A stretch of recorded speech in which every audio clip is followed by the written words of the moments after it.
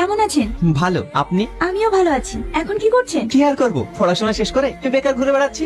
দেশে তো কোনো চাকরি বাকরি নেই, সাধারণ জনগণের কথা ভাবতে তো সরকার ভুলে গিয়েছে। শুধু হিন্দু মুসলিমের রাজনীতি করে নিজের গতি সামলাতে ব্যস্ত। বাহ, আপনি তো দেখছি খুব সুন্দর কথা বলেন। এটাই তো বাস্তব। বিয়ে কবে করছেন? আপনি যেদিন করবেন। মানে?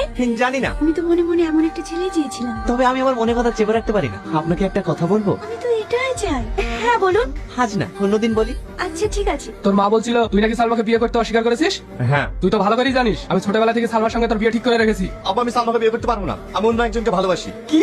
আমার মুখের উপরে কথা বলা তোর সাহস হয় কি করে? এই ফ্যামিলিতে আমি যেটা বলবো সেটাই হবে। আমি সালমাকে বিয়ে করতে পারবো না, ব্যাস। আমি অন্য একজনকে ভালোবাসি, তাকে বিয়ে করবো। তাহলে তুইও জেনে না, সালমাকে যদি তুই বিয়ে না করিস তাহলে এই বাড়িতে তোর কখনো জায়গা হবে না। তোর গলে বাড়ি ছেড়ে দেবো, তবু সালমাকে বিয়ে করবো না। বড় ভাই, ভাবি, ছোট ভাই, ভাবি, তোমরা সবাই ঘুমিয়ে গিয়েছো? কি হয়েছে? এত চিৎকার করছিস কেন? ভাবি, সারাদিন আমি কিচ্ছু খাইনি, ভীষণ খিদে পেয়েছে। চারটে খাবার দাও না, আমি